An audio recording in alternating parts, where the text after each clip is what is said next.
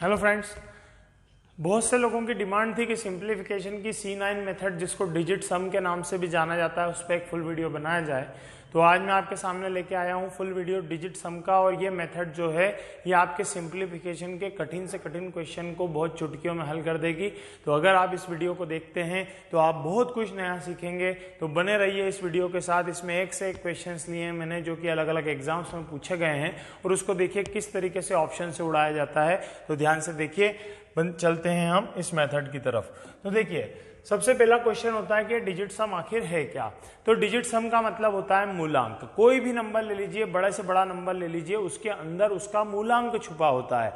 तो मूलांक क्या होता है देखते हैं। जैसे मैं यहाँ पे नंबर लिखता हूँ 2352, ठीक है। तो अब इसको आपस में जोड़िए। 3 और 2 कितना हो गया 5, 5 और 5 कितना हो गया 10, 10 और 2 कितना हो गया 12। अब ये भी अभी डबल डिजिट में नंबर आया है। फिर इसको आपस में जोड़िए, 2 और 1 3, तो इसका मूलांक कितना है 3 है। हमको हर नंबर को तब तक जोड़ना है जब तक वो सिंगल डिजिट नंबर में ना कन्वर्ट हो जाए। फिर से देखिए, 3 और 2 5, 5 और 5 10, 10 और 2 12, तो 12 में 2 और 1 3, मतलब इसका मूलांक क्या है 3। एक और नंबर लेते हैं 2 4 6 7 2, ठीक है। अब देखिए, यहाँ पे मैं आपको बार बार जोड़ेंगे बनाएंगे, इससे अच्छा मैं एक चीज बताता हूं कि आप एक बात ध्यान रखिए कि 9 बराबर 0 होता है और 0 बराबर 9 होता है। ये क्या होता है, इसका मतलब ये अभी आपको समझ में आएगा। 9 बराबर 0 और 0 बराबर 9 में इसलिए बोल रहा हूं कि जब आप किसी नंबर को 9 बना देते हैं तो उसे 0 मान लीजिए, उसे छोड़ दीजिए, वो कंप्लीट हो चुका है। 9 एक बहुत ही मैजिकल नंबर है, ठीक है। इसमें बहुत कुछ आप सीखेंगे 9 के बारे में। तो अभी आपका क्या काम है, 9 बनाइए, छोड़ते जाइए। तो 7 और 2 9, तो इसको छोड़ दीजिए, इसका काम खत्म हो गया।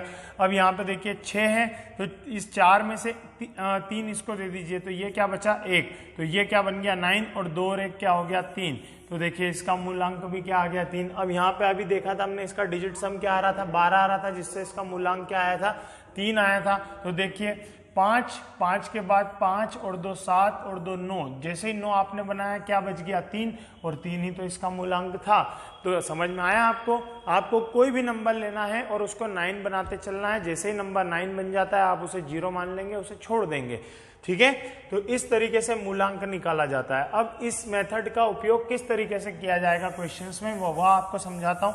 जैसे समझिए आप, जैसे अगर मैं सबसे पहले इसको देखिए, गणित जो है हमारा, जो मैथ्स है, बेसिक मैथ्स है, वो काय में चलता है, जोड़ पे, घटाव पे, जोड़ पे, घटाव पे, गुणा पे और भाग पे। तो एक ऐसी मेथड जो जोड़, घटाव, गुणा और भाग अगर चारों पे अप्लाई हो रही है, इसका मतलब वो हमारे सिंप्लीफिकेशन को क्या कर देगी, आसान कर देगी।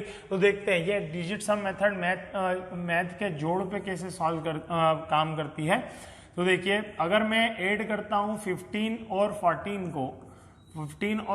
को ऐड करता हूं तो मुझे क्या मिलता है 29 मिलता है। क्या मिलता है 29। तो मैं इसे लिख सकता हूं कि 15 + 14 इज इक्वल टू 29, ये मिलता है। तो यहाँ पे देखिए 5 और 1, इसका मूलांक क्या हो गया 6, 4 और 1, इसका मूलांक क्या हो गया 5। अब 6 और 5, इसका मूलांक क्या हो गया 11, और 11 को आपस में जोड़िए तो इसका मूलांक क्या हो गया 2। मतलब कुल मिला के इस पूरे सम का जो मूलांक आया है वो क्या आया है 2 आया है। तो यहाँ पे देखिए 29 में 9 को मैंने आपको बोला, जैसे आपको 9 दिखे उसे 0 समझ लीजिए। तो 0 मतलब 0 हो गया। तो यहाँ पे क्या बचा 2, तो इसका मूलांक भी क्या है 2 है। इसका मतलब LHS और RHS दोनों में ही मूलांक क्या है 2 हैं। इसलिए हम बोल सकते हैं कि डिजिट सम मेथड जो है वो प्लस पे काम कर रही है। तो प्लस पे मेथड काम करती है। अब हम एक सम माइनस वाला ले लेते हैं। माइनस में देखते हैं, जैसे मान लीजिए 24 में से मैं 11 को माइनस करता हूं सपोज। तो 24 में से जब मैं 11 को माइनस करूंगा तो यहाँ आएगा 3, यहाँ आएगा 1। तो अब हम यहाँ पे इसका मूलांक क्या आ रहा है 4 आ रहा है। 3 और 1 क्या हो गया 4। अब यहाँ देखिए 4 और 2 क्या हो रहा है 6, और यहाँ पे 1 और 1 क्या हो रहा है 2। तो 6 में से जब 2 को माइनस करेंगे तो भी क्या आएगा 4 ही आएगा। मतलब यहाँ भी मूलांक क्या आ रहा है 4। मतलब 4 बराबर क्या हो रहा है 4। जिसका मतलब ये हम ये समझ गए कि ये मेथड काय पे काम कर रही है, माइनस पे भी काम कर रही है। अब हम एक क्वेश्चन ले लेते हैं जो है कि मल्टीप्लिकेशन का होगा। तो देखिए ले लेते हैं एक क्वेश्चन मल्टीप्लिकेशन का। तो जैसे मैंने लिया 25 × 35, तो रिजल्ट आएगा इसका 875, ठीक है। अब यहाँ पे देखिए 5 और 2 ये कितना हो गया, इसका मूलांक 7, 5 और 3 इसका मूलांक क्या हो गया 8, 8 7 कितना हो गया 56, ठीक है 8 7 कितना हो गया 56। अब इसका मूलांक क्या हो गया 6 और 5 11, और 11 से क्या बन गया 2, मतलब इस पूरे का मूलांक क्या है 2 है। तो अब यहाँ पे भी देख लेते हैं कि 2 मूलांक आ रहा है क्या, तो 875 में मैंने आपको क्या बताया 9 बनाते जाइए, तो इस 5 में से 2 इसे दे दीजिए तो ये बन जाएगा 9। अब इसके पास बचा है 3, 3 में से 1 इसे दे दीजिए ये भी बन जाएगा 9, तो यहाँ बचा है 2। तो देखिए इसका मूलांक भी क्या आ गया है 2। तो यहाँ पे भी RHS बराबर LHS 2 और 2 मूलांक दोनों के आ रहे हैं। तो यहाँ पे भी हम बोल सकते हैं कि RHS और LHS दोनों में ही मतलब जो इसका रिजल्ट था उसका मूलांक भी 2 है, और इसका जब हमने इंडिविजुअली मूलांक निकाला तो इसका मूलांक भी क्या आया 2। तो हम बोल सकते हैं कि मल्टीप्लिकेशन में भी ये मेथड काम कर रही है। ये मेथड डिवीजन में भी काम करती है, पर डिवीजन में थोड़ा सा टफ है। तो एक क्वेश्चन मैंने 1-2 क्वेश्चन लिए हैं डिवीजन के, जब वो क्वेश्चन हमारे सामने आएंगे जब मैं आपको बताऊंगा कि ये मेथड डिवीजन में किस तरीके से काम करेगी और डिवीजन में किस तरीके से इस चीज को हैंडल करना है। अब यहाँ पे 1-2 चीजें और सीखने की हैं। वो बातें ये हैं कि इसका मतलब मूलांक का मतलब जब आप 9 बनाते हैं, जैसे मैंने यहाँ पे नंबर लिख लिया 2 3 4 5 7 2 6 8 1 8 7 4, ठीक है, या 2 एक और नंबर लिख लिया, बड़ा नंबर ले लिया मैंने कुछ भी।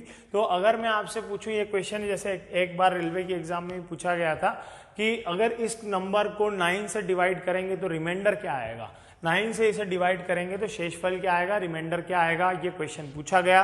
तो डिजिट सम में आपको एक बात और सीखने को मिल जाती है कि आप 9 बनाते चलिए और उन्हें 0 करते जाइए। देखिए हम करते हैं, 7 और 2 कितना हो गया 9, ये काम खत्म। 8 और 1 कितना हो गया 9, इसका काम खत्म।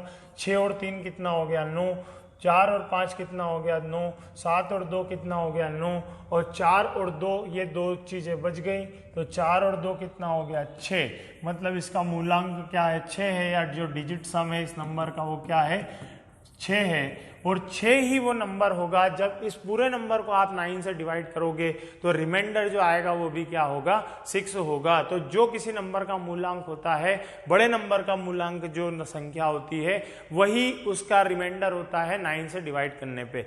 अगर यहाँ पे सारे नंबर 9 बन जाते, मतलब सब 0 बन जाता, तो रिमाइंडर क्या आ जाता 0, मतलब वो संख्या 9 से पूरी तरीके से क्या हो जाती, विभाजित हो जाती। तो ऐसा भी क्वेश्चन आता है कई बार एग्जाम में कि which of the following number is fully divisible by 9। तो हम क्या करेंगे, डिविजिबिलिटी रूल आपको भले ही याद होंगे। तो यहाँ पे देखिए एक नंबर ऐसा ले लेता हूं मैं, 5 4 2 7 9 1 8। अब देखिए ये नंबर आपसे पूछा है कि ये नंबर 9 से डिविजिबल है या नहीं है, तो क्या करना है 9 बनाते चलिए। ये हो गया 9, ये हो गया 9, ये हो गया 9, ये हो गया 9, तो पूरा मूलांक इसका क्या आ गया 0, मतलब ये नंबर क्या है 9 से पूरी तरीके से डिविजिबल है और इसका मूलांक क्या है 0 है। तो यहां तक आपको बातें समझ में आई होंगी। अब हम वीडियो को शुरू करते हैं। एक्चुअली हम अब क्वेश्चंस लेते हैं और क्वेश्चंस हम लेंगे जो कि एग्जाम्स में पूछे गए हैं। क्वेश्चंस आपको सारी चीजें समझ में आएंगी। तो ये रहा हमारा पहला क्वेश्चन। अब देखिए ये नंबर्स लिखे हैं और यहाँ पे आपको ऑप्शन दिए हैं। तो देखिए किस तरीके से काम करती है मेथड, अब मैं आपको सिखाता हूँ। सबसे पहले आप इन सभी के मूलांक निकालेंगे। तो मैंने जैसा आपको सिखाया कि आप 9 बनाते चलिए और छोड़ते चलिए। तो 5 और 4 कितना हो गया 9, तो यहाँ से क्या आ गया भाई 4 आ गया, यहाँ से क्या आ गया 4 आ गया। यहाँ पे 6 और 3 कितना हो गया 9, 5 और 1 कितना आ गया 6 आ गया, ठीक है। यहाँ पे ये 9 बन गया, ये 2 बन गया, तो यहाँ से क्या आ गया 0, और 4 और 1 यहाँ से क्या आ गया 5। तो अब आप इसे जोड़ के देख लीजिए। तो यहाँ पे क्या आ गया आपका 4, उधर क्या आ गया 6, उधर क्या आ गया 0 और 5। इन सबको आप जोड़ेंगे तो 6 और 4 10, 10 और 5 15, 15 मतलब इसका मूलांक कितना है 6। तो वो ऑप्शन आपका सही होगा जिसका मूलांक क्या होगा 6। तो ऑप्शन चेक कर लीजिए फटाफट। देखिए 5 और 4 कितने हो गए 9, 8 और 1 कितने हो गए 9, इसका मूलांक कितना आ रहा है 2, तो ये नहीं हो सकता, ठीक है। यहाँ पे देखिए 5 और 4 9, 8 और 1 9, इसका मूलांक कितना आ रहा है 6, तो ये ऑप्शन हमारा सही हो सकता है। फिर भी हमें आगे चेक करना पड़ेगा। 9 तो पूरा हो गया। यहाँ पे 5 और 4 9 हो गए, 2 और 1 ये बचा, तो इसका मूलांक कितना आ रहा है 3, तो ये ऑप्शन भी नहीं हो सकता। यहाँ पे 5 और 4 9, 6 और 2 8 और एक 9, 3 नंबर मिलके भी 9 बना सकते हैं। तो ये इसका मूलांक कितना आ गया 0, तो ये भी नहीं हो सकता। मतलब हम समझ गए कि हमारा आंसर क्या है, बी है। देखिए बहुत आसान हो गया। इससे हमने क्या किया, इसका मूलांक निकाला, इसका मूलांक निकाला, इसका मूलांक निकाला, इसका मूलांक निकाला, प्लस लगा हुआ है, प्लस ऑपरेशन परफॉर्म किया, सबको जोड़ा, 15 आया, 15 को फिर सिंगल डिजिट में बदला, 6 आया। अब हमने देखा कि ऑप्शन ऐसा कौन सा है जिसका मूलांक भी 6 है, जिसका डिजिट सम भी 6 है, तो हमें मिला बी ऑप्शन। और देखिए धीरे धीरे आपको समझ में आएगा, मैं बहुत बेसिक से शुरू किया है। अब यहाँ पे मैंने एक और क्वेश्चन लिया है, देखिए 54%। अब मैं एक चीज यहाँ पे आपको बताता हूँ, ये मेथड इतनी बढ़िया है कि इसमें ना तो प्रतिशत का और ना ही दशमलव का कोई इफेक्ट होता है। मतलब परसेंट और दशमलव का यहाँ पे कोई आपको टेंशन लेने की जरूरत नहीं है। क्यों नहीं है, देखिए आप जानते हैं कि परसेंट का साइन जब भी हटता है किसी भी नंबर में से, तो अपॉन में क्या लगता है, 100 लगता है। तो 100 लगता है, तो इसका मूलांक आप निकालेंगे तो 1 + 0 क्या होगा, 1 होगा। और किसी भी नंबर के बटे में अगर 1 लिखा है तो उसका कोई सेंस है क्या, नहीं है। वैसे ही अगर पॉइंट होगा, जैसे 2.5 है, तो पॉइंट हटाएंगे तो अपॉन में क्या आएगा 10, तो 1 और 0 क्या बन जाएंगे, 1 बन जाएंगे। ठीक है, 100 पॉइंट के बाद 2 नंबर है तो क्या आएगा 100, तो भी ये क्या बन जाएगा 1। 3 नंबर है तो क्या बन जाएगा 1000, तो भी नीचे क्या बनेगा 1। इसलिए परसेंटेज और डेसिमल ये दोनों का इस मेथड पे कोई इफेक्ट नहीं होता है। तो आपको देखना ही नहीं है परसेंटेज और डेसिमल की तरफ, आपको वही काम करना है जो मैंने सिखाया अभी। तो चलिए करते हैं वही काम, देखते हैं क्या क्या बन रहा है। तो यहाँ पे देखिए 5 और 4 ये कितना बन गया, 9 बन गया। जैसे ये 9 बना, ये क्या हो गया 0। तो अगर ये 0 हुआ तो 0 इंटू समथिंग क्या हो जाएगा 0, तो ये पूरी डिजिट क्या हो जाएगी 0। अब यहाँ से 7 और 1 कितना हो गया 8, ऑफ मतलब इंटू 5 और 2 7 और 3 10, 10 मतलब 1 माइनस ये गया 0। अब ये 0 है तो यहाँ से क्या बचा 3 इंटू 4 और ये 9 तो अलग हटा दो आप, 6 और 4 10 और 2 12, 12 मतलब 3, क्या आ गया 3। तो इसको अब लिख लेते हैं अपन इधर। तो ये क्या बन गया अपना 8 इंटू 1 माइनस 3 इंटू 3। तो ये यहाँ से बन गया 8 और यहाँ से बन गया 3 3 9। ठीक है, अब 9 को क्या कर दोगे आप 0, जैसे ही 9 बनेगा उसको क्या मान लोगे 0। तो 8 माइनस 0 मतलब आपका मूलांक क्या आ रहा है 8 आ रहा है। यहाँ पे एक चीज और आगे मैं सिखाऊंगा आपको कि मूलांक कभी नेगेटिव नहीं हो सकता। उस नेगेटिव आ जाता है तो क्या करते हैं वो आगे हम सीखेंगे। तो इसका मूलांक आ गया है 8। तो अब देखिए किस किस क्वेश्चन में 8 मिल रहा है वो देख लेते हैं। तो 7 और 2 कितने हो रहे हैं 9, ये गया। ठीक है, 5 और 6 और 3 कितने हो रहे हैं 9, ये भी गया। तो यहाँ से क्या मिला 5, मतलब ये आंसर नहीं है। यहाँ पे 7 और 2 कितने हो गए 9। ठीक है, यहाँ पे 5 और 3 कितने हो गए 8, 8 और 2 कितने हो गए 10, 10 मतलब इसका मूलांक कितना हो गया 1। ठीक है, यहाँ पे 4 और 2 ये 6, ये 2 और 7 कितने बन गए 9, 4 और 2 हो गए 6, 6 और 6 हो गए 12, 12 मतलब क्या हो गया 3, मतलब ये भी आंसर नहीं है। यहाँ पे देखिए 7 और 2 लोग क्या बन गए 9, 6 और 3 क्या बन गए 9 और 6 और 2 क्या बन गए 8। तो इसका मूलांक हमारे क्वेश्चन के मूलांक से मैच कर रहा है, मतलब डी इसका राइट आंसर है। इस तरीके से आप परसेंटेज वाले क्वेश्चन को भी मूलांक से या डिजिट सम से सॉल्व कर सकते हैं। अगला क्वेश्चन लेते हैं। देखिए फिर से एक परसेंटेज का क्वेश्चन लिया है। अब यहाँ पे आपको एक चीज और सीखने को मिलेगी। देखिए यहाँ पे क्या है x%, ये क्वेश्चन मार्क परसेंट लिखा है तो हम इसको क्या मानेंगे x% मानेंगे। काम हमें वही करना है, परसेंटेज और पॉइंट को देखना ही नहीं है। इसमें पॉइंट भी आ गया। तो अब देखिए 6 7 5, तो अब यहाँ पे देखिए 6 और 7, तो एक काम करिए इसको इस 5 में से 2 इसको दे दीजिए 9 बन गया, 3 इसके पास बचे 3 इसको दे दीजिए 9 बन गया, मतलब ये पूरा क्या बन गया 0। तो 0 इंटू समथिंग क्या हो जाएगा 0, मतलब ये पूरी टर्म क्या हो गई 0 हो गई। यहाँ पे 6 और 4 10 मतलब क्या हो गया 1, और यहाँ 7 और 2 तो बन गया 9 और ये क्या हो गया 8, और यहाँ लिख लेंगे x ऑफ। तो अब इसको हम लिख लेते हैं इधर सॉल्यूशन की तरफ। तो ये पूरा बन गया हमारा x ऑफ मतलब गुणा 1 बराबर 8, तो x बराबर क्या हो गया 8। मतलब हमें एक ऐसा नंबर यहाँ पे चाहिए जिसका मूलांक क्या हो 8 हो। अब हम ऑप्शन की तरफ जाएंगे, ऑप्शन में देखेंगे 5 और 2 7 और 1 8, तो यहाँ हमें पहला ही ऑप्शन मिल जाता है क्योंकि इसका ऑप्शन इसका मूलांक क्या है 8 है। देखिए इसका 9 है मतलब 0, इसका 7 है सॉरी इसका 7 है, मतलब ये 7, इसका 5 है और इसका 3 है, तो ये भी गलत, ये भी गलत, ये भी गलत, ये भी गलत। पर यहाँ इसका मूलांक क्या आ रहा है 8 और हमारे क्वेश्चन का मूलांक भी क्या है 8 है। तो मेरे ख्याल से आपको बहुत कुछ चीजें समझ में आई होंगी और बड़े बड़े क्वेश्चन है सब परीक्षा में पूछे गए हैं जो चुटकियों में सॉल्व हो रहे हैं। ध्यान से देखिए अगला क्वेश्चन फिर से बहुत बढ़िया, यहाँ पे 8 to 7 का स्क्वायर है। तो अब देखिए 8 to 7 का स्क्वायर क्वेश्चन में देखिए 827 का स्क्वायर है। तो यहाँ पे आप भले स्क्वायर आ जाए, क्यूब आ जाए, कुछ भी आ जाए, आपको अपनी मेथड से हटना नहीं है, आपको केवल मूलांक निकालने पे ध्यान देना है।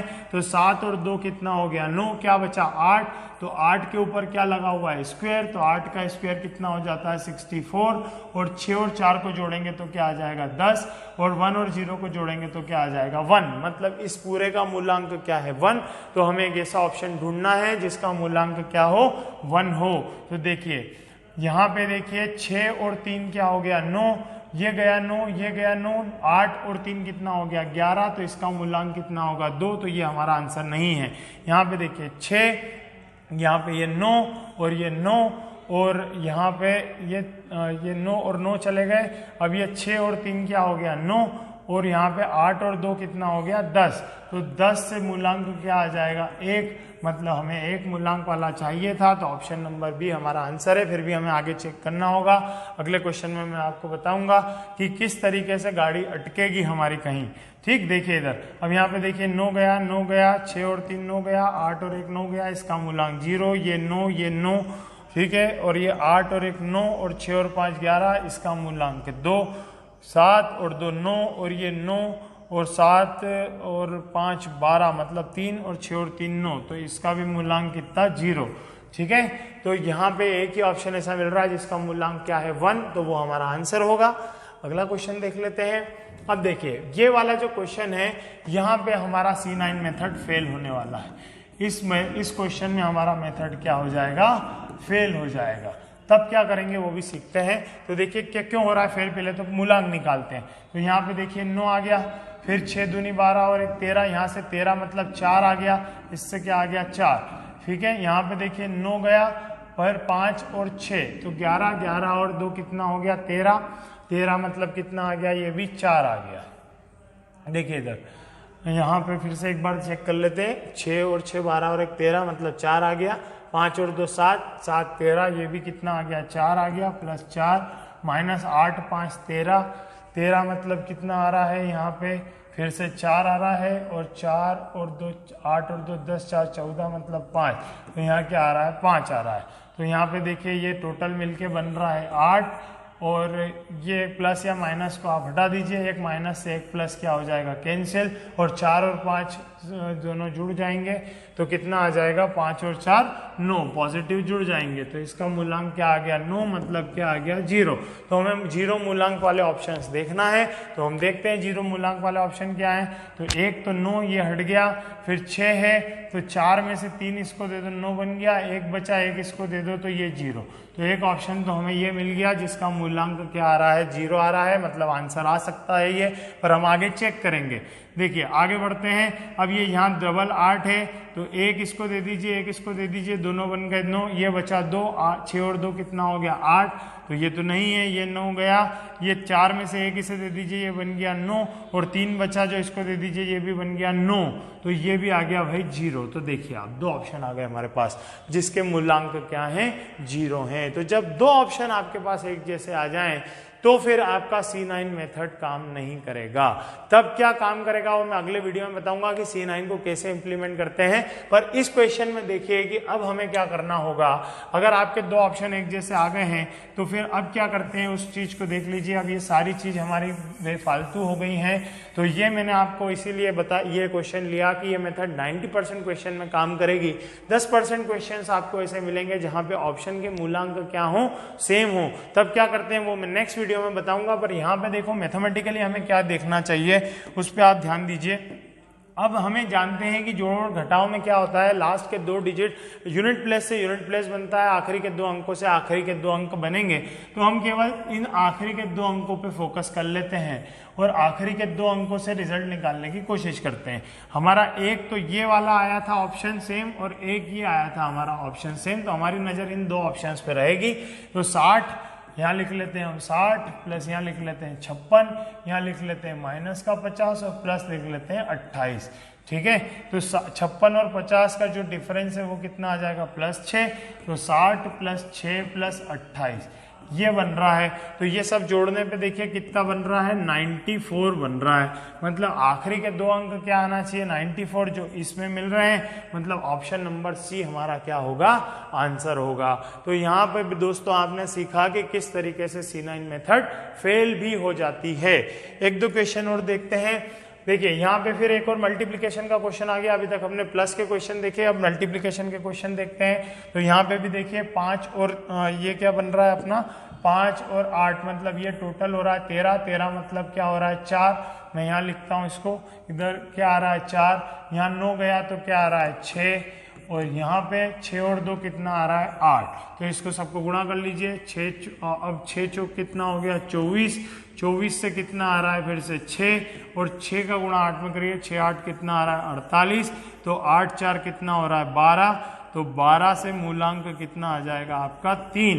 मतलब जिस ऑप्शन का मूलांक 3 होगा वो हमारा आंसर होगा। देखिए क्या किया, 6 चौक 24 किया, फिर 6 चौक 24 डबल डिजिट आ गया, इसको सिंगल में बदल दिया।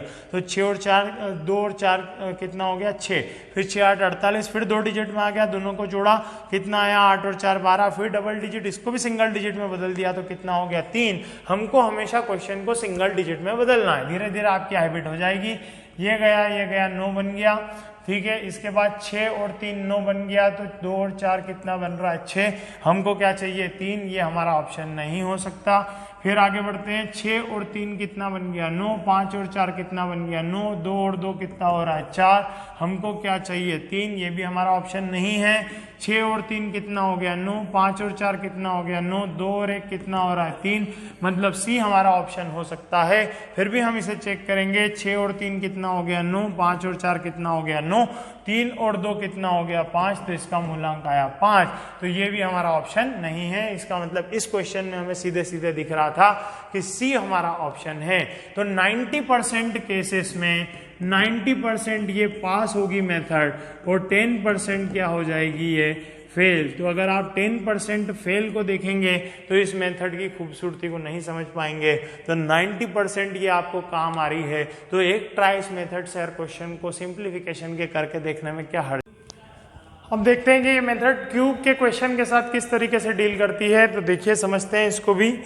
यहाँ पे देखिए 14 का क्यूब है, तो हम यहाँ पे लिखेंगे 14 × 14 × 14। तो ये आ गया 5, ये भी हो गया 5 और ये भी हो गया 5।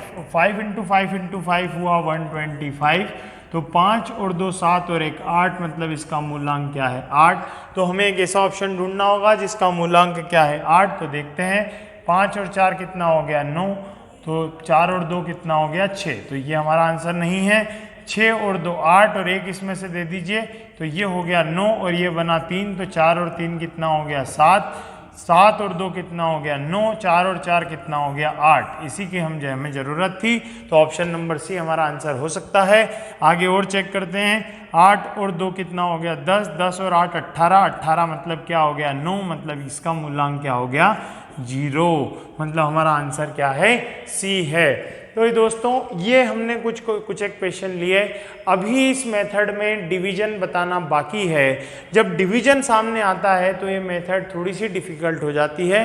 डिवीजन के साथ में ये कैसे डील करेगी, डिवीजन के साथ में मूलांक कैसे निकाले जाते हैं, कैसे सिंप्लीफिकेशन में फ्रैक्शन के क्वेश्चन सॉल्व किए जाते हैं, इसके लिए वेट करिए हमारे वीडियो 2 का। तो पार्ट 2 जल्दी आएगा। जब तक आप इस क्वेश्चन ये जो हमारा चैनल है इसे सब्सक्राइब करिए, इस वीडियो को लाइक करिए और ज़्यादा से ज़्यादा लोगों तक फॉरवर्ड करिए। Thank you.